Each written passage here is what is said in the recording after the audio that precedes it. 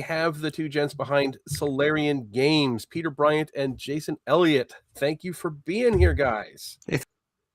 Oh crap! Thanks for having us. Yeah, thanks for having you. What a wonderful live stream, my friends. It's been okay. I think he'll be back in a second. I think his battery, something with his battery or something, maybe. But so while we're waiting, why don't you give us a quick bio of your good self? If I can get this out of your face. Oh yeah, hi. Yeah, there we go. Just tell us a little about your gaming history. You know, how'd you get into it, and so forth. Sure. So I've been gaming personally since 1980. I'm in my 50s now, and let's see. I started doing stuff that I shared with other people because I started out doing free stuff, just giving it away to folks. And that was somewhere around 98 or so. I started in, I'd picked a game system that I thought was going to actually have some legs. And it turned out it didn't. It was something called Fusion. I don't know if any of you all have ever heard of Fusion, but it was Art Sorian's, Cyberpunk mixed with Hero Games Champion, the Hero system. And so they created this system called Fusion, and I thought it was going to be cool and stick around, but it didn't. But I made some stuff for that, and then started doing more professional stuff because I met people through doing, something free. I met James Carpio, and he started introducing me to other people and stuff, and then I started picking up projects. I did some stuff for Artal. I did some stuff for a company called Tritac Games, which is a very old school game company. They're still around, but they're probably one of the oldest old school game companies nobody's ever heard of. And then I did some stuff with James and his Chapter 13 press. And then, a couple things here and there. And then that's when I got, through James and through his work with Jason, back in the old TSR days, with Gygax magazine and stuff, they were making Top Secret. And then I kind of got involved right at the end of that. So Top Secret was made. I got involved right when the Kickstarter was going live. And then I was also doing some podcast stuff with the crew. And then at some point, we decided to transition to, I say with some point, there was a very specific point. We decided to transition to Solarian Games, change our branding. And then I can't imagine why. Yeah, right. And that's where I am today. Jason and I, and it was Jason, James, and I. Unfortunately, James passed away, so now it's just Jason and I doing the Solarian Games thing. So that's kind of my bio. I'll say that I've done writing, design. I've done some artwork. What else have I done? I think mainly those three things, pretty much. Very cool. Jason, we're just going through bios. Yeah. You introduce yourself to the crowd. Hey. So anybody who doesn't know me, I'm Jason Elliott. And let's see here. Got back into gaming when I started the first edition AD&D podcast called Roll for Initiative. And was the co-host of that with Vince Florio for a couple of years. And I think we did a pretty good job. I was the rules as written guy. And he was the, I don't care, I just want to play wrestling guy. That introduced me to a lot of people in the industry, including Frank Menser and Luke Gygax and Ernie Gygax and everybody. So I started Gygax magazine with Luke and Ernie years ago.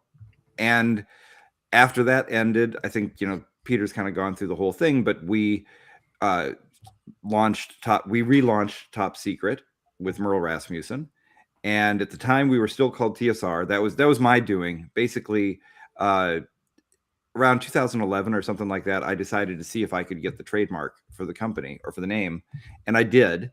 And we just sort of ran it as a like an homage, right? Like we never pretended to be TSR or anything silly like that. That was a very confusing time because wasn't there another? Only a fool would pretend to be the old TSR. You'd have to be somebody with no understanding or of the history of the game, and you'd have to be a real jerk to do that. So we never did that. And kind of a narcissist. Yeah. I don't know what kind of person would do that. Yeah. But there was some shenanigans with somebody else, basically pretending to be them. And I won't go into it, but the point is we just decided to distance ourselves from all that crap rather than, when you wrestle a pig, you both get muddy. Yeah. Probably a wise decision. Yeah. So we're real happy. It's actually a new company, Solarian Games. We started as a new company, and so we've been doing top And secret. it's spelled with an A, not an O.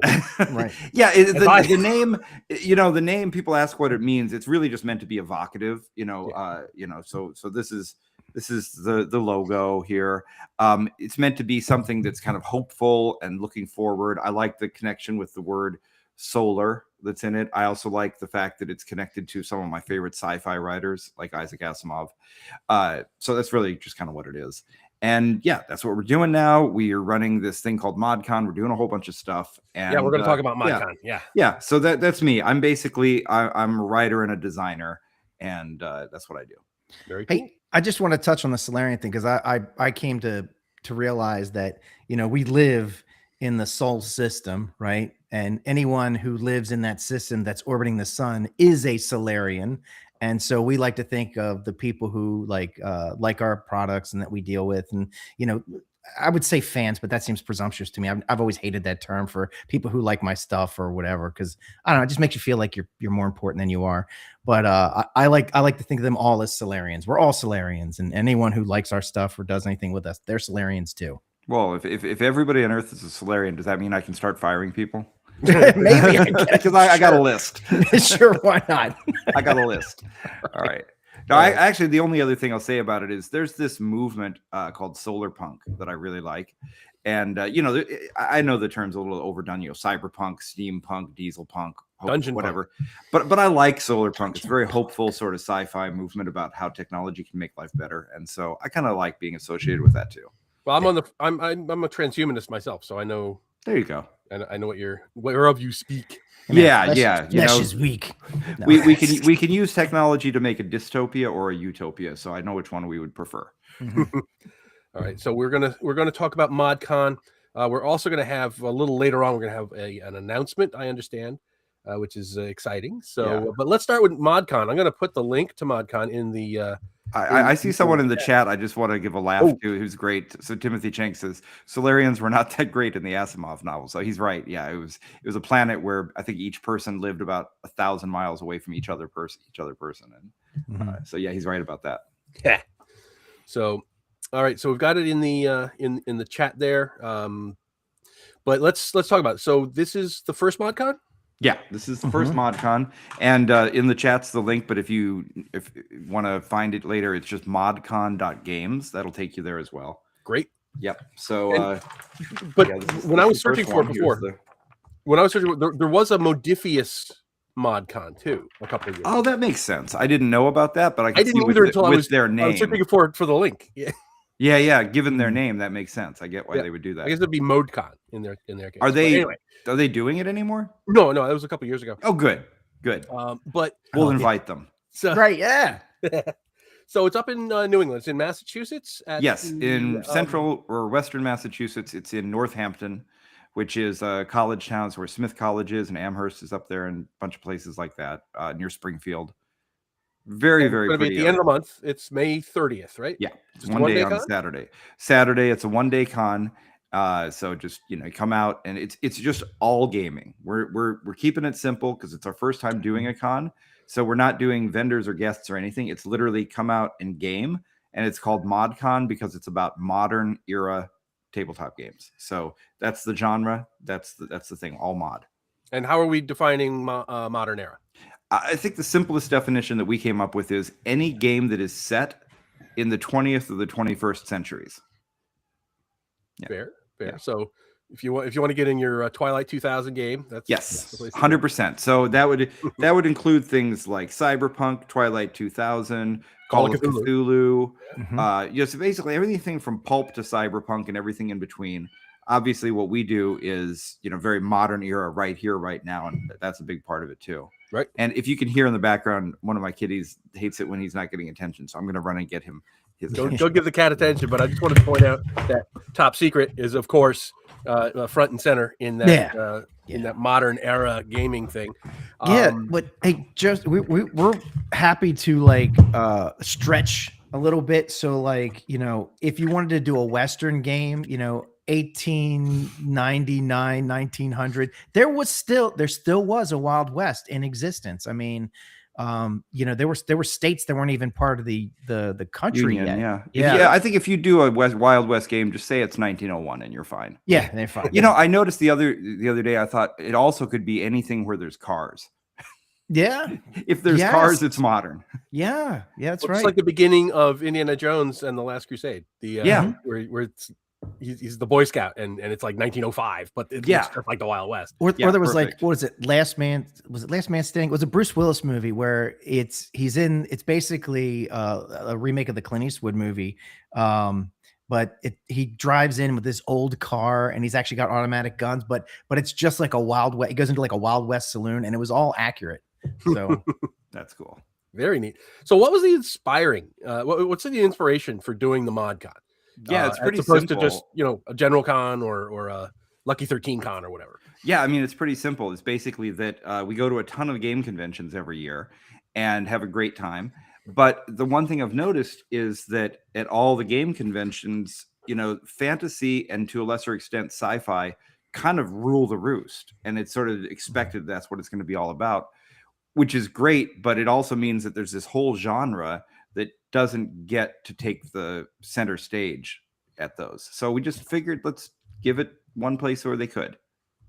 Right. Yeah, I mean, I'm thinking like, because I went to what was it, WizardCon last year, the first time, and they were running Gangbusters.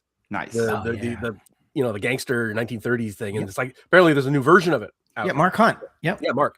Yeah, in fact, he was there running it, and he's a great guy.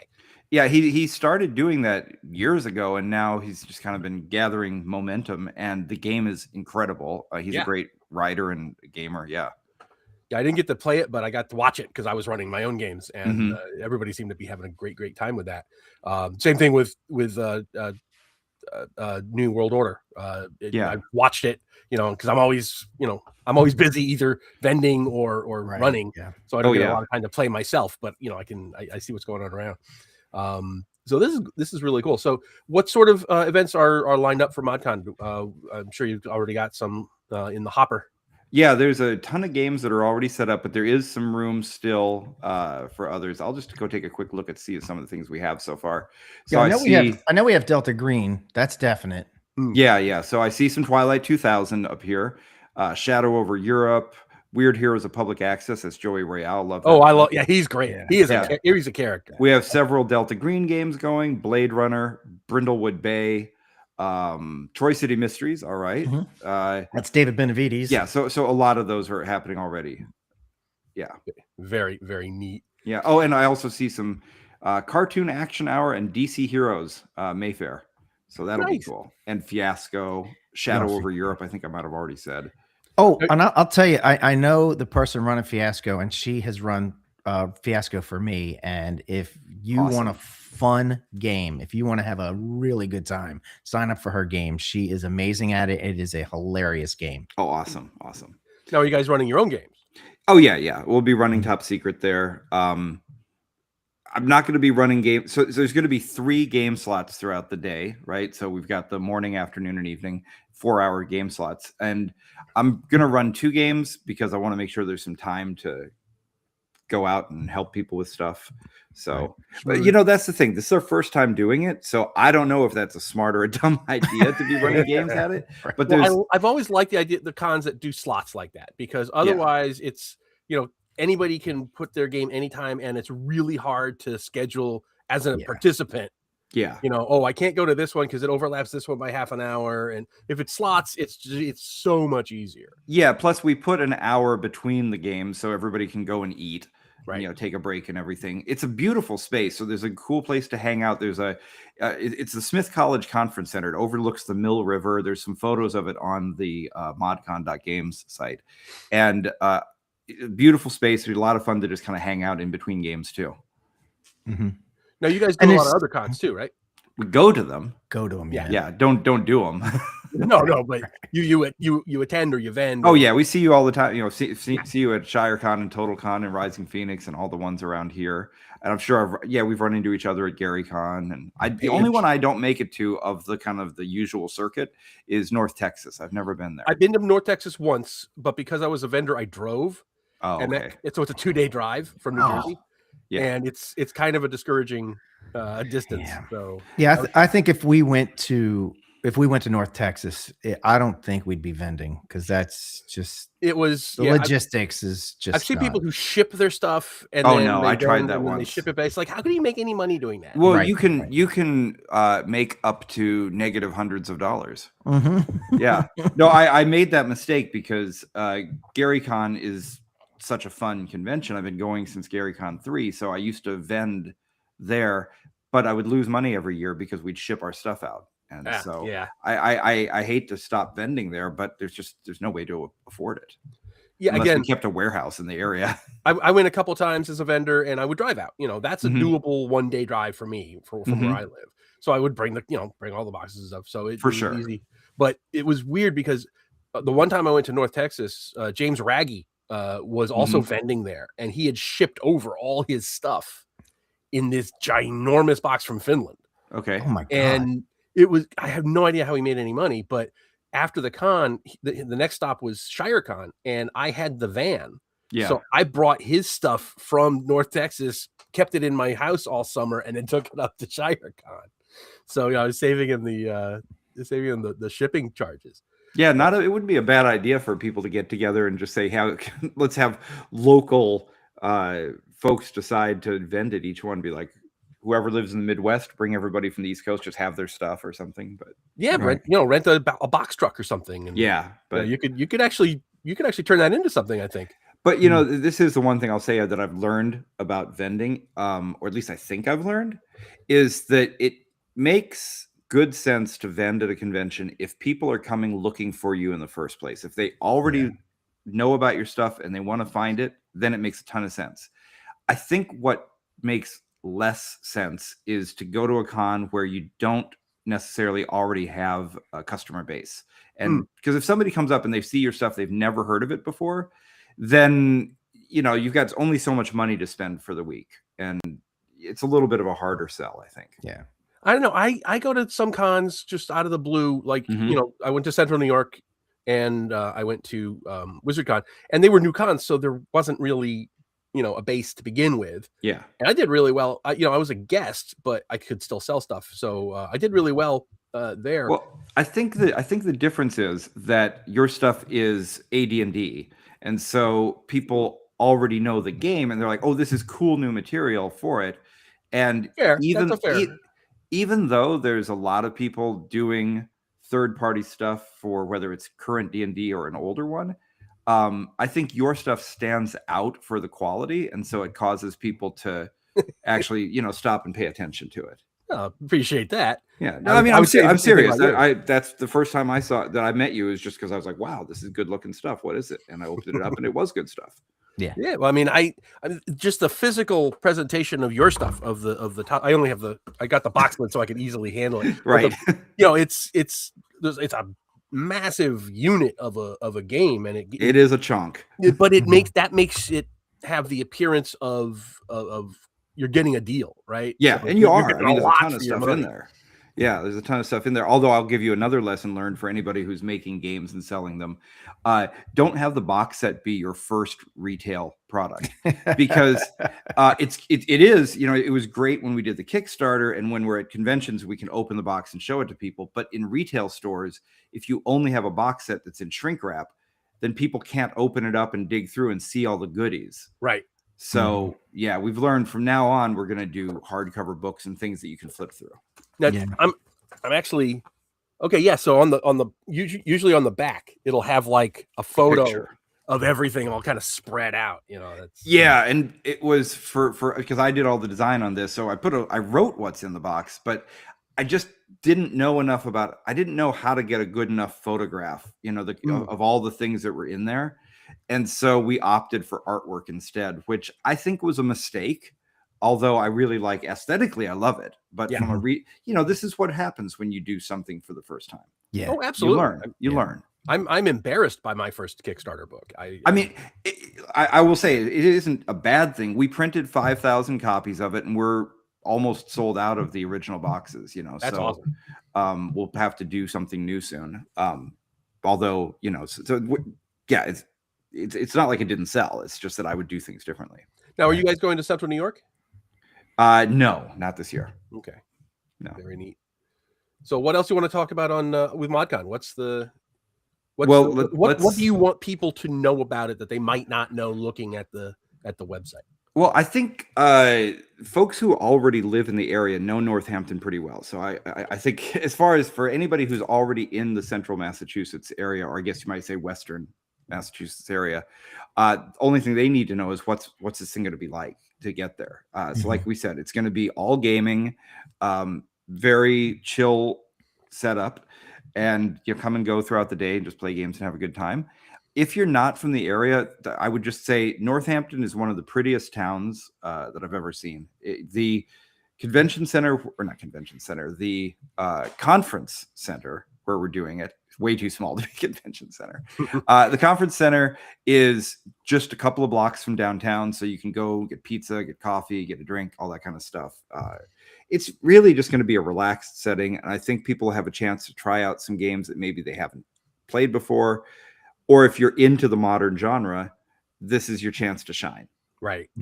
And I would say, because I used to live in Massachusetts, I lived in Boston for 8 years. Yeah. So geographically, where you're doing this is one of the most accessible places you can go in New England. Yeah. For anybody in the Northeast, like people from Pennsylvania, New York, New Jersey, it's a very doable ride. It's a straight shot. Western Massachusetts.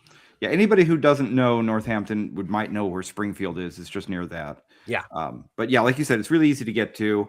There's plenty of parking and chill stuff and just lots of good shops. I mean, if somebody is coming into the area, even though it's a one-day con, I think it's worth spending the weekend there just to enjoy the town.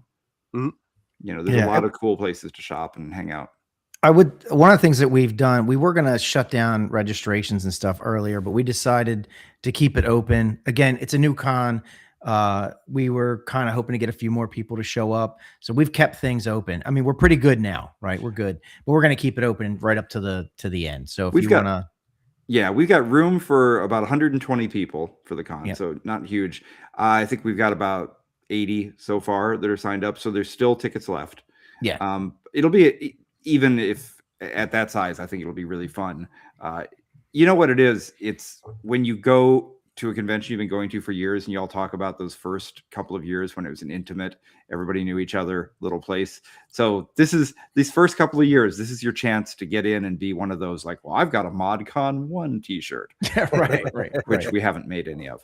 No. Like ShireCon. ShireCon's that same way. Yes. It's like small, intimate. It's not going to get bigger. And that's the way they want it. Right. I have no idea, what this is going to be like in 5 years. Either we're not going to be doing it all, or it's going to be exactly the same. We don't want it to grow. Or maybe it turns out people love moderns and we have to get bigger. Don't even think about it, So. Right. Now, but we don't have like a big goal to grow this into a giant con or anything like that. That's not our goal whatsoever. Because we have a gaming company we're running. Well, we don't have a goal. Let's put it that way. We want to run the convention. We want to play modern games, and whatever it does, it does. Yeah. So it's all RPGs, right? Yes. No. We're miniatures too. Miniatures as well. That's where I was going with that. Yeah. So let me see what we got. I think we have one miniature event that I know of. We have two so far. We have Shadow. Okay. Well, I mentioned Shadow over Europe already. That's a squad scale, like man-to-man World War II combat. And then we also have Tanks for the Apocalypse, which is you're doing M4 tanks in a post-apocalyptic landscape. So and we have a miniatures room just set up for that. So we have like the convention center. I'll put the map up soon during the week. But the convention center, we've got 3 large areas for gaming, and then we have a smaller conference room for miniatures, and we have another like VIP room that's really comfy that we haven't figured out what to do with yet. Yeah, we say VIP, but there are no VIPs really. So you guys are the VIPs. Yeah, sure, whatever. Well, if we were doing the kind of con, like when we first set it up, we're like, oh, are we going to have special guests and have like the special guest run a thing in there? And then we're like, no, that's too much trouble. So we'll think about whether we use that room or not. Is Merle coming? It's a long drive. Merle likes to drive. Yeah. So it's a long drive for Merle. Yeah. So no. Like I said, this is just straight hanging out and gaming. The whole thing is, I believe if you're doing something for the first time, don't get overly ambitious. Right. You know, don't let your eyes be bigger than your stomach, or don't get over your skis, or whatever way you want to put it. Right. Yeah, absolutely. So, Yeah. all right. Anything else about ModCon you guys want to bring up? Because I want to move on to your games. You know, Lucky 13. I'll watch for the if anybody's got questions in the chat, I'll answer them. Yeah, But I'm keeping an eye. I guess somebody asked how big the venue is. I think I answered that with saying they asked it just as you were saying that. Yeah. So Yeah. okay, yeah, and yes, this is definitely where the Simpsons live, as is every other Springfield in America. Yeah. Every Every state has a Springfield. There is one other thing I want to mention. We didn't cram this full of tables, right? This was intentional. Because we could fit more tables in there, but we decided not to, because it's always hard enough to hear each other. You know, like when you're in a convention and there's a bunch of tables right next to each other and stuff, it's hard to hear each other and stuff. So we decided that we weren't. That's why it's 100. You know, one of the reasons why it's 120 people max. We could fit more, but we didn't want to jam it. And I don't want to promise that it's not going to be too loud, but it seems from what we've seen, you know, it's nicely carpeted with soft ceilings, and it's a pretty place. I like, you know, a nice looking place. It's not just some cavernous hotel ballroom. So hopefully it won't be too loud. That's all. Everybody knows what you're talking about with that. If it gets too loud, I'll come over with a bullhorn and scream, "Be quiet." Right. That'll help. Yeah. I'll ring bells if it's too loud. Right. So I have questions. All right. About Top Secret. Yes. And specifically the process. I got a couple. I love what you're holding up right now. Yeah. It's so. Which came first, Lucky 13 or New World Order? Simultaneous. Okay. So I'll give you the design process on Top Secret. The headline, the bottom line up front, the bluff for you military folks that I'm not one of, is that Lucky 13 is the engine that we developed while we were developing the new Top Secret game. And so we just decided to. James Carpio came up with the game engine. And then because he was doing all the math and figured that whenever you're rolling, you're always trying to get a 13 to succeed, because you roll 3 dice of differing sizes, and the size of the dice determines the difficulty. Right. So you're always trying to hit the same number, 13. And when he came up with that, I was like, hang on a second, you're trying to hit Lucky 13. That's awesome. We're going to call it Lucky 13. I love that. Yeah. That is awesome. Yeah. But basically the design process went like this. Number one, let's make a new Top Secret. That's the first part, right? And once we kind of got Merle together, and Merle and I sat and chatted about it a bunch, then we brought in Alan Hammock, who was the editor on the original Top Secret, and James. So the 4 of us had a lot of talking. We had a secret name for it that Alan came up with. It was called Acrid Herald. Before we had to be very secretive about the fact that we were doing it until it was out, because it was a top secret project, so naturally. Yes. But do you know the origin of the name Top Secret from back in the day, from 1980? I assumed it was the obvious, but obviously I'm wrong. Well, it kind of is obvious, but what happened was Merle wrote the original Top Secret while he was a college student at Iowa State University. And he just called it the spy game. He didn't really, and which makes sense, because there were almost no RPGs on the market at all at that time. And there were certainly no spy ones. And so he sent it into TSR, and somebody stuck it in a folder. And when they decided that they were going to go ahead and publish this, after Gary Gygax gave it the green light, they stuck it in a folder, and they didn't want anybody to know what they were working on. So they wrote Top Secret on it. And then I think Alan can tell me if I'm wrong here, but I think it was Alan that picked up the folder and assumed that was the name of the game and just started calling it that. I love that. I had not heard that. That is awesome. Yeah. So anyways, we got together, we started working on the whole thing. And one of the important rules that we had for ourselves was that Merle and Alan were not allowed to look at the old copies of the games. In fact, they basically had to kind of put them in a lockbox, virtually speaking, because even though we owned the name, we didn't own the copyright to the original text, what was in those books. So they had to do it completely from scratch, which was a good thing, because it meant that we could think about the game from a blank slate for modern gamers, not for somebody, gaming in 1979. Right. Because things have changed. We've learned a lot about game design since then. So James was working on the the actual engine of the whole thing. Merle was putting together all the ideas about all of his lists and all of the, various things you could do and all the different equipment. And then I was tying it all together and essentially figuring out how to make it a cohesive game. So I just want to roll back a little bit. How did you get the rights to the name? This requires a quick overview of what intellectual property law breaks down to in the United States. There's 3 different kinds. There's patents, trademarks, and copyright. And they sound really similar. Most people know that a patent is very different. But a trademark versus a copyright.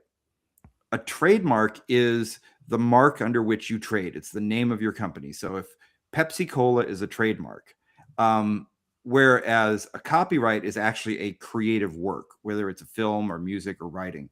So they're separate things.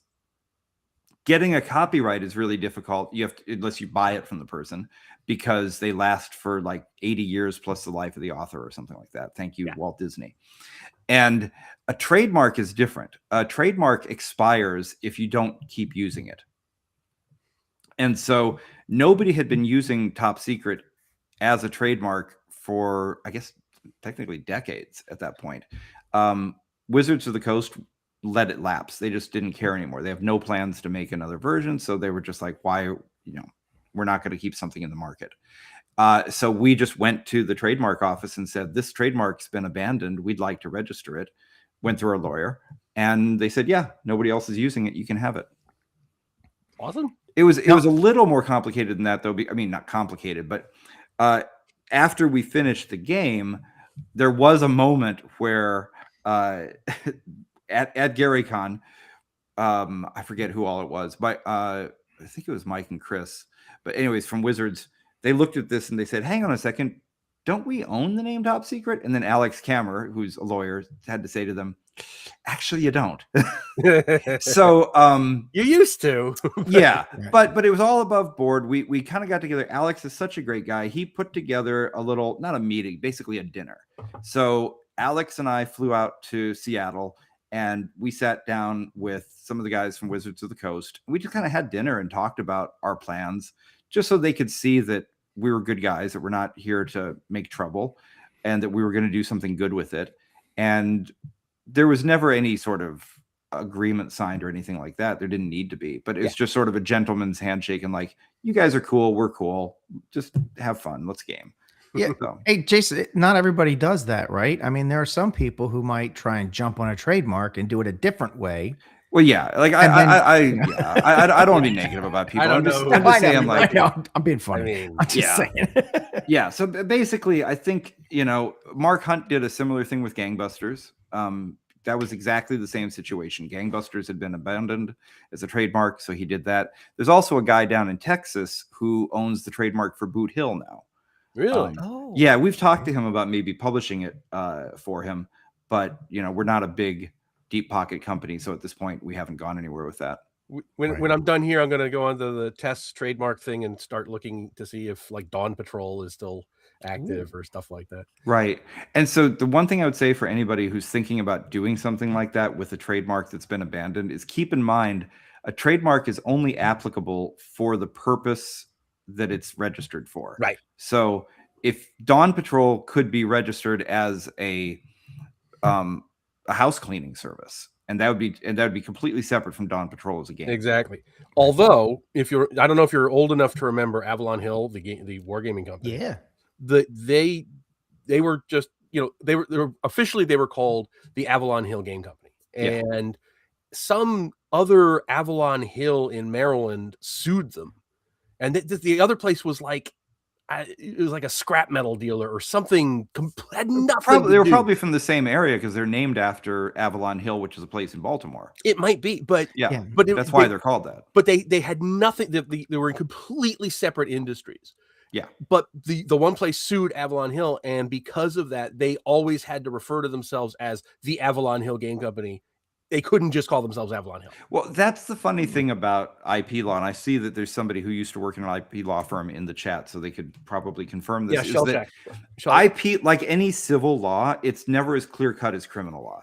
It's really down to what two people agree upon. It's sort of contracts at the end of the day. So anybody can sue somebody for something, even if it doesn't make any sense, even if they would lose. And I would suspect, although I have no inside knowledge in this, I would suspect that probably what happened was Avalon Hill, the game company, said, we don't want to spend a bunch of money on lawsuits. Because I've been through a lawsuit where we ran up 6-figure bills. Jesus. On you can go bankrupt winning. So I think they probably just said the juice isn't worth the squeeze. We'll just say Avalon Hill Game Company, and everybody will just call us Avalon Hill. Which is exactly what happened. Yeah.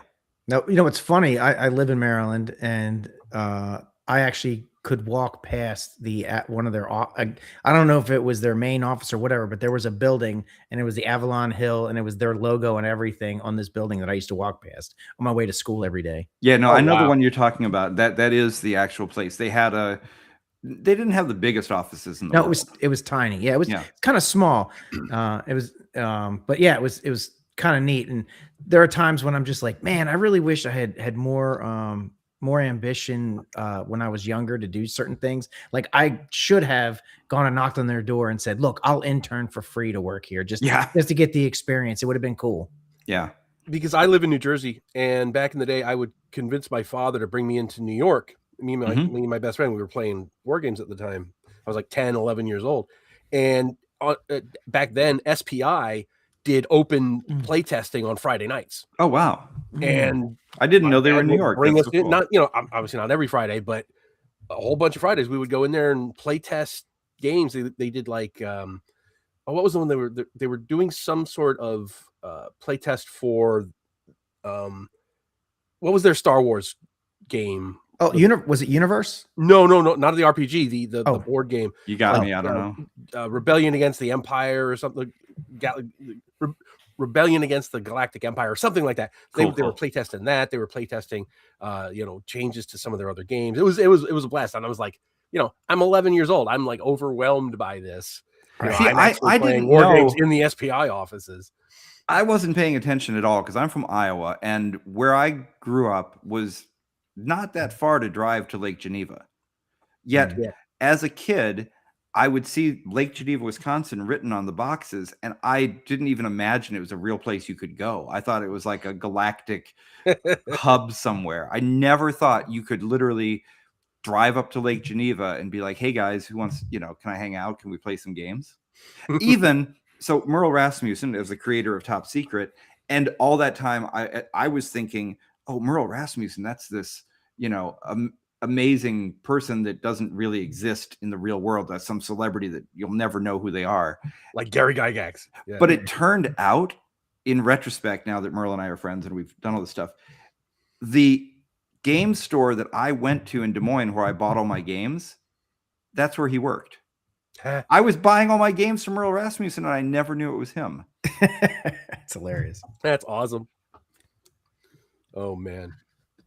So we do have an announcement, as I understand it, right? We're clear to announce that thing that we talked about on Facebook. What are we announcing, Peter? Oh, the thing that Joe's working on. Oh, yeah, absolutely. Yeah. That's cool absolutely. As crap. Let's announce this cool as crap. Yeah, please do. We've been playing it cool because you can see we don't have a script. Yeah, right. Exactly. I'm like, what are you talking about? What are we announcing? I see the look of horror on your face. I'm like, my God, what am I committing to now? So do you want to lead it or should I, or how do you should. Yeah, it's your project, man. You do it. Give us the name, give us the project, give us how it started.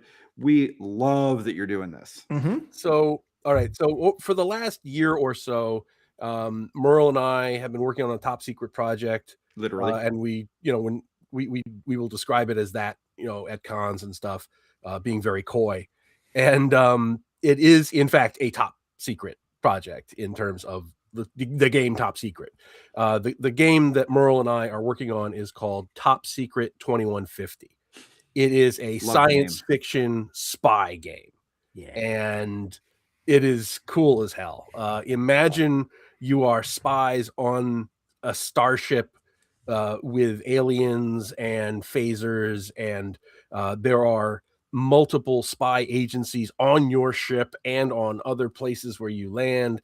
And the best part is the captain and crew don't know that you're spies. Yes. So this is a game within a game, because not only in a typical adventure for 2150, you're going to have a regular like starship assignment. You're going to be doing a planet survey, or you're going to be doing something that you would normally do in a science fiction game. But on top of that, there's also going to be an espionage mission that you're doing while you're doing the starship assignment. And you have to make sure that you can get both done without blowing your cover. And I know Merle has actually run this at like a very early version of this at, I know you did it at Page. He might've done it at other cons too. Mm-hmm. And so that is the hook, is that it's a game within a game. You are a starship crewman and an espionage agent fighting other espionage agents on your ship and outside. So that's the thing. This is going to be so cool. First of all, I know Merle has wanted to do Spies in Space forever. So I'm really glad that this is ended up happening. What I love about the game within a game part of it is that in regular modern day top secret, one of the things you've always got to do is not blow your cover like to the cops or whatever. Right. And it kind of changes the nature of the game a little bit when people can't just run in and start killing everything they see. Exactly. And so you're taking it to the next level. Right. And like you can't even go to the ship's armory and just check out all the weapons you want. It's like your job, you're a communications person. Why are you checking out grenades? Right. You can't just do that. If you have a good answer for that, well done. So I gotta say about the name, can we say like when you were first talking about the name? Yes. When we were first talking about the name, I had originally said 2050, and we could have run it at ModCon. Yeah, actually. Right. Yeah, then you could.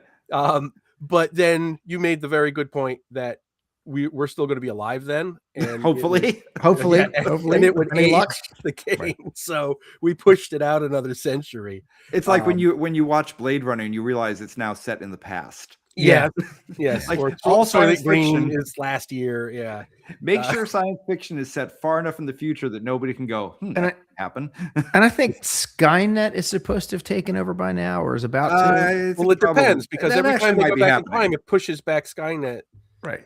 Yeah. But so we did push it out another 100 years, and that better explains the high tech and everything. But the basic idea is that there's you're on a starship called the Minerva.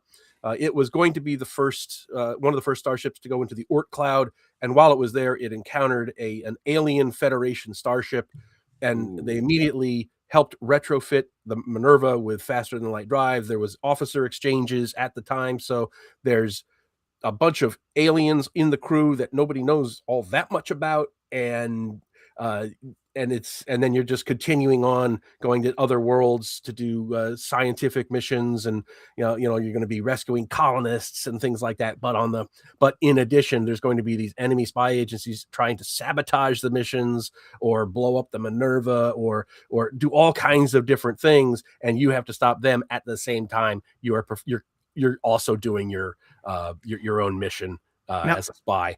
Now, somebody pointed out Star Trek Enterprise, the TV show.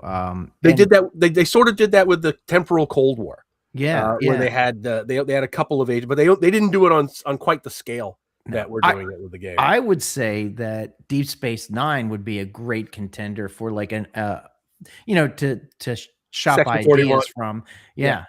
Because there was a lot of espionage that went on. Garrick, both those shows. Yep. It's that's the same vibe. Except everybody knew Garrick was a spy. Right.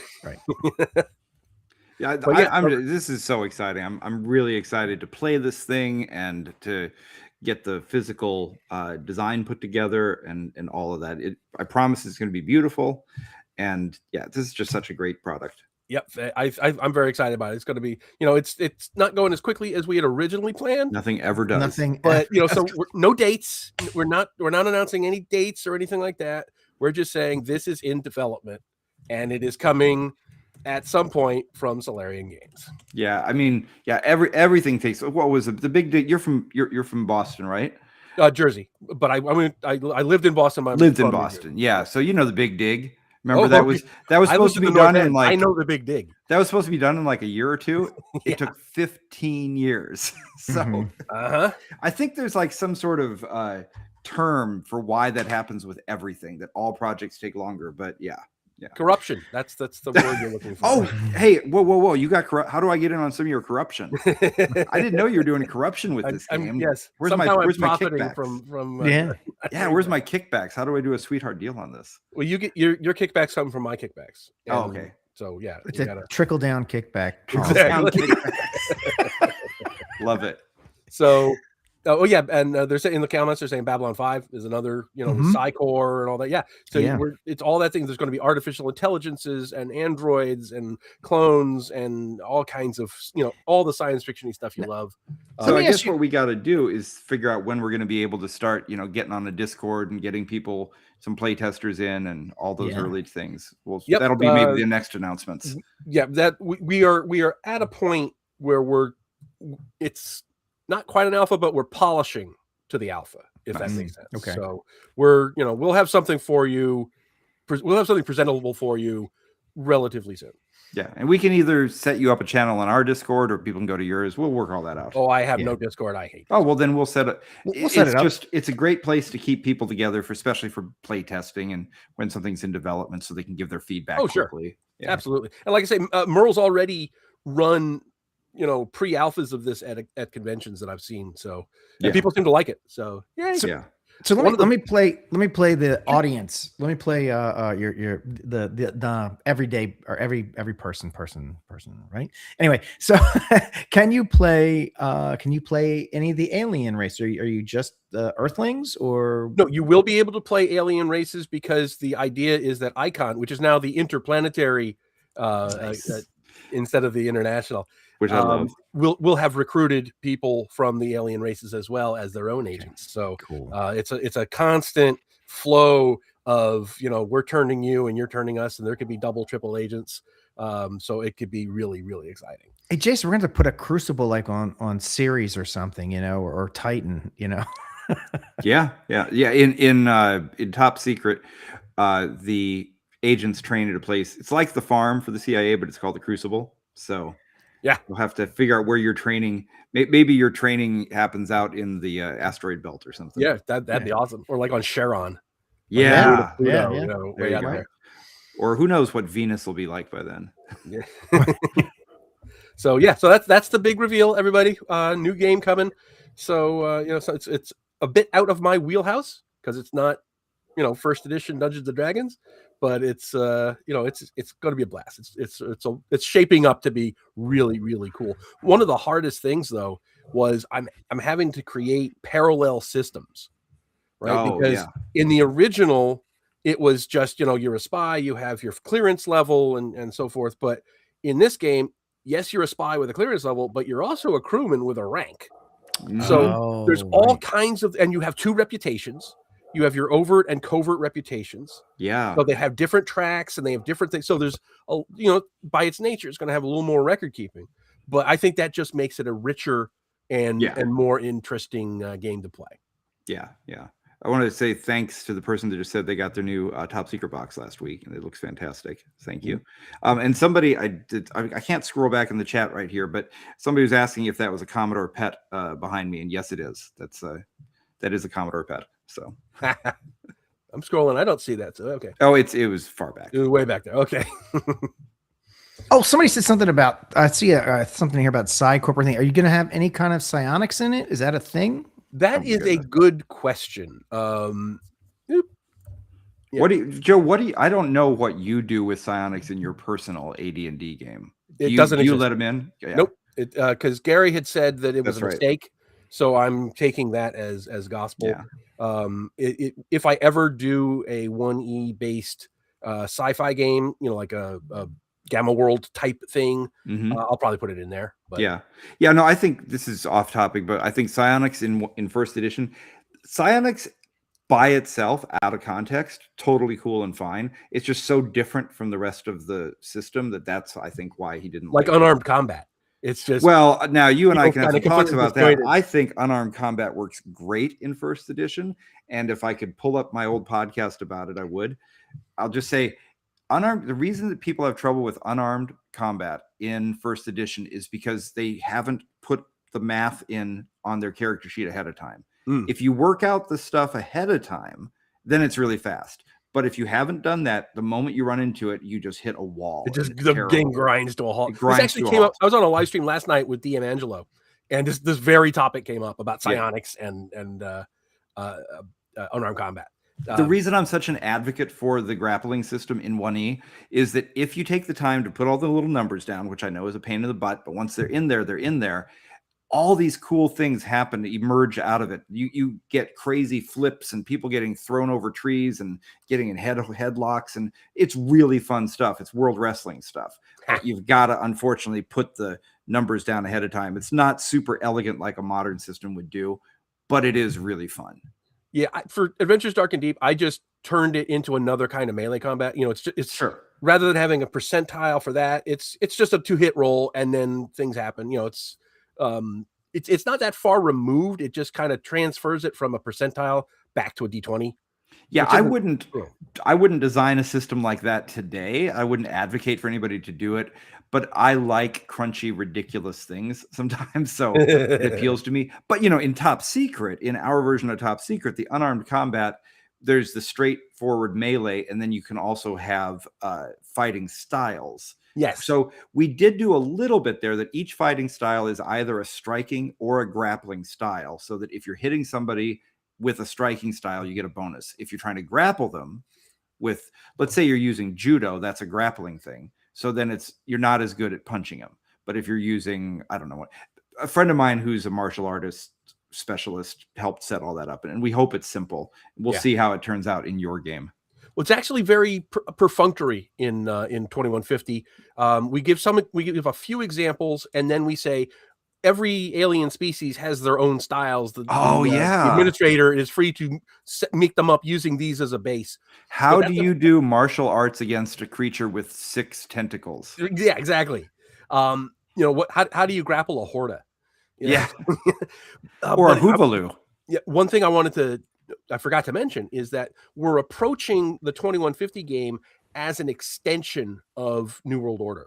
Right. So if you wanted to take, so we don't have rules for car chases because it's right. You're not driving cars on the space station. Right. But if it should happen to come up that you're on some alien colony world and they have vehicles and you need to do a car chase, you can just take the car chase rules out of New World Order and plug them right in. It's almost like an expansion. Well, I think the things you're doing are going to inform some of the stuff that we do going forward with Top Secret as well. Because you brought up a really good example of car chases. The car chases in the book right now, they work, they're great, but they also require a bit of bookkeeping and such. So we've created a simplified version, which is in our new book that actually the PDF just shipped last week, and the print version is going to be out in a few more weeks. But we did a simplified version of the car chase rules, for example, because we learned a little bit as we went along. Right. And so we don't actually refer to it so much as Top Secret New World Order anymore. We've just been saying Top Secret because it's simpler. Also because as you mentioned with the trademark before, it's important that since we actually own just Top Secret. So I think we'll eventually start calling it Top Secret 5. But as we continue to fix a couple things here and there and learn from your version as well, I think we'll end up like the Top Secret 5, and now it'll have, extra rules that we learned from 2150 as well. Yeah, and in my mind, I just refer to it as New World Order to differentiate it from 2150. Oh yeah. No, that's perfectly good. Yeah.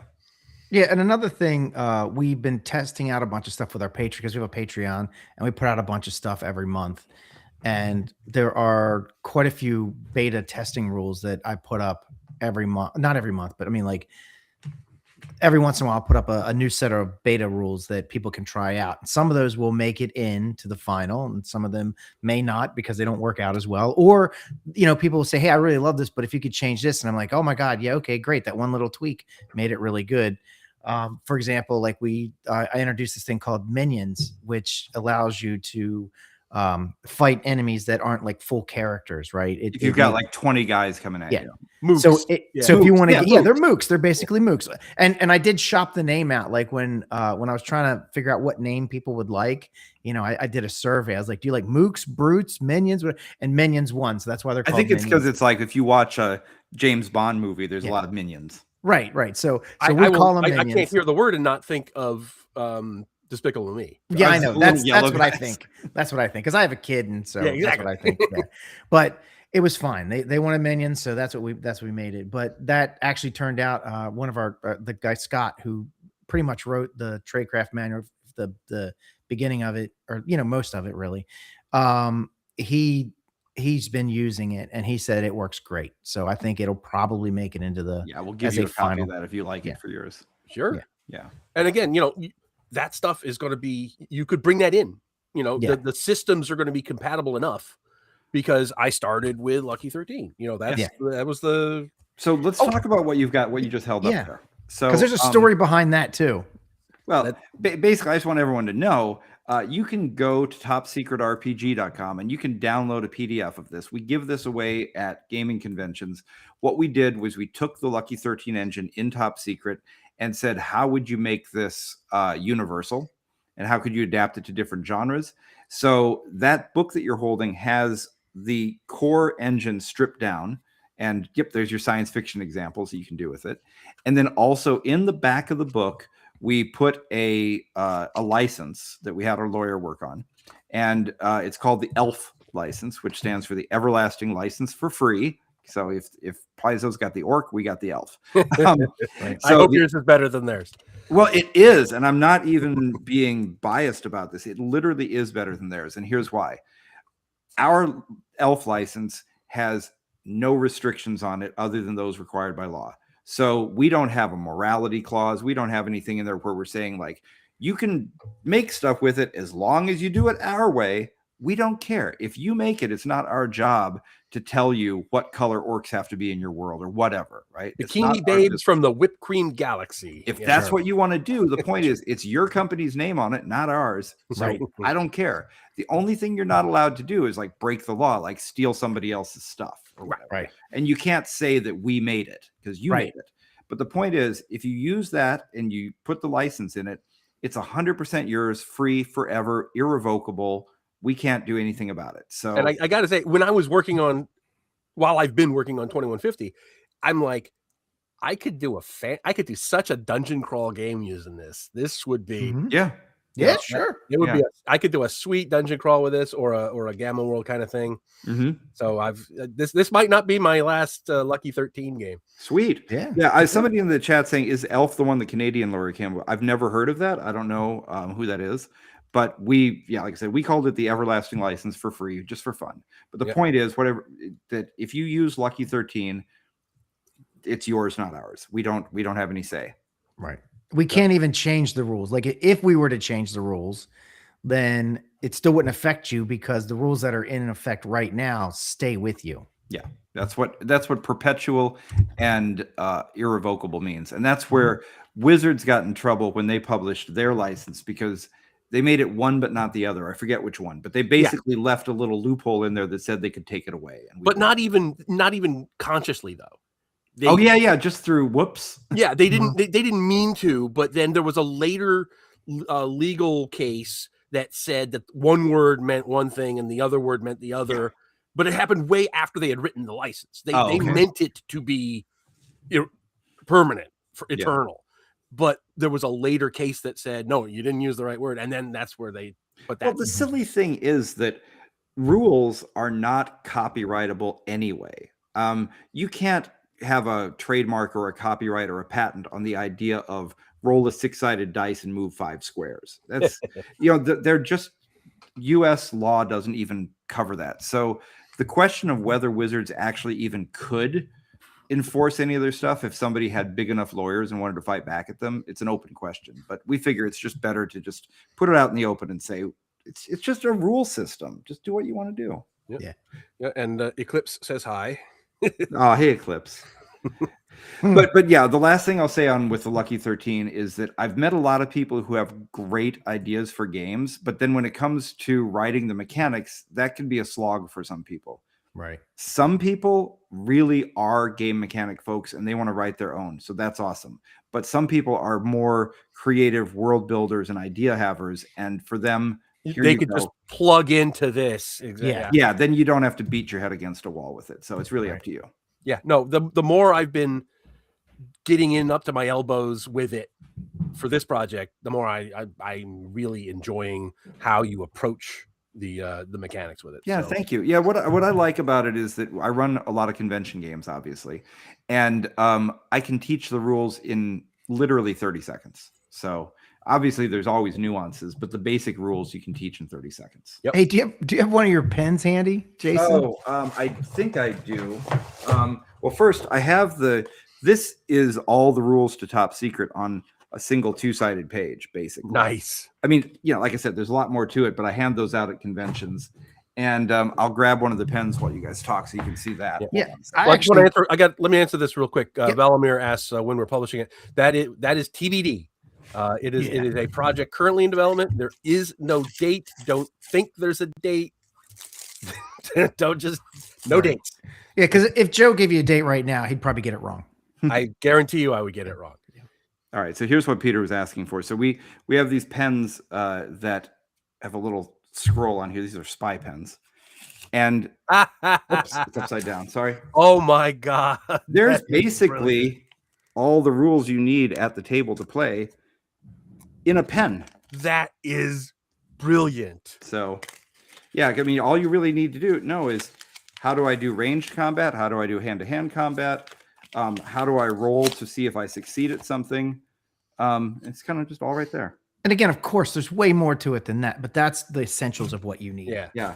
I think a game system should be as simple as possible. Yeah. Without, this is personal opinion, and it doesn't mean that anybody's wrong for disagreeing, but I think a game system should be as simple as possible without turning into one where you're asking the players to tell you what happened.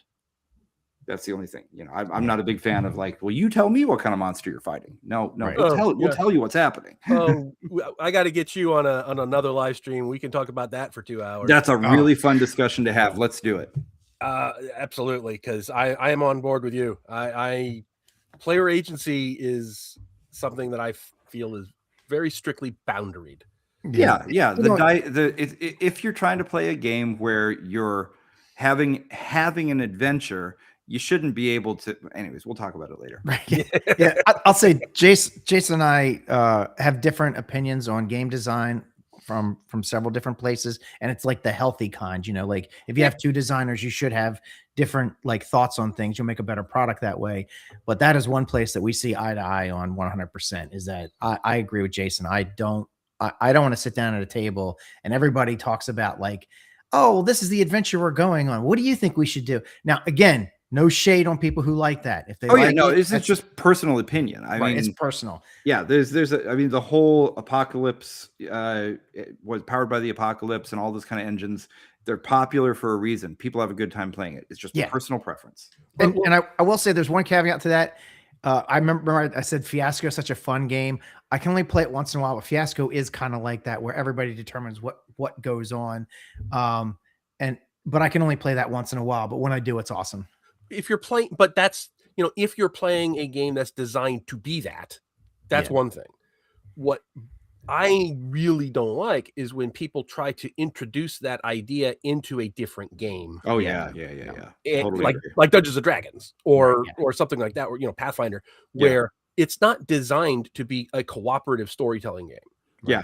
Here comes a red dragon. No, it doesn't. Oh, no, it doesn't. Yeah. No, I have a card. No. That's actually a friendly unicorn. No. Yes. Well, maybe it's a friendly unicorn, but it's a mimic. Right. Right. But like you say, there is a place for those kinds of games, but that's just like the difference between playing a Euro game and playing a Hex Encounter war game. It's a different thing. It's a different genre. The fact that it exists over there doesn't hurt me. It's when you try to bring your chocolate into my peanut butter. Ooh, do that. that I mean, don't. That's good. You mean when you try to bring your vinegar into your peanut butter? Yeah. But no, I mean, although I do believe there really is only one hard and fast rule of all gaming is everybody at the table having fun. So, yeah. All right. So, you guys have anything else? We've been going for an hour. We can. We could talk for hours, but let's not bore people's ears off. All right, but I do want to get you back on to do a more generalized discussion. Yeah, let's do it on and both of you if you're up for it. Sure. But we'll do it. We'll schedule it as that rather than we wanted to talk about ModCon. We wanted to talk about Top Secret. Yeah. I'll just say, please, if you're in the area, we've got a few slots left for ModCon. We're at this point we need more players than GMs. So come out and play some stuff. Oh, and it's cheap. It's $25. So yeah, and it's in Western Massachusetts. It's easily accessible to almost anybody in the Northeast. And I've been out in that country. It is gorgeous. Yeah, it's also near the best donut shop in America, Donut Dip. So and it's a great time for weather in that area, right, Jason? Yeah, it's a good time for weather. So like if let's say you got to drive there and you're gonna stay, you wind up having to stay overnight because of the drive or whatever. I mean, have a nice weekend. It'd be a great, it's a great location. You can't, from the pictures I've seen, I've never actually been there, but the pictures I've seen and from what you've told me, Jason, it's beautiful. It'd be a great place to stay the night, hang out, have fun, and then, make a day, make a weekend of it if you want. Well, you're certainly gonna, you're not gonna get a blizzard like we got at Page and TotalCon. Right? Yeah, I know. Every year, Page, there's a blizzard going home, and TotalCon, I actually had to leave a day early. We did too. I'm actually starting to change my con schedule in the colder months. I've been going over to Ireland instead because even though Ireland isn't a tropical area, it's not a wintry place. Yeah, and there's great gamers out there too. You ever hang out with what's her name? Dungeons of Discourse. Yeah, she's got a big YouTube channel. She talks about Warhammer a lot. No, is she in Ireland? Yeah. Oh, cool. I didn't know. We'll have to find out. Oh, that accent. Where else would she be? I didn't make it out. I for some reason I live somewhere else. I thought she was Australian, but what do I know? Yeah, no, there's a bunch of good. I've been going. There's GaleCon, Leprechaun. There's a bunch of good ones. So Leprechaun. That's that's a good one.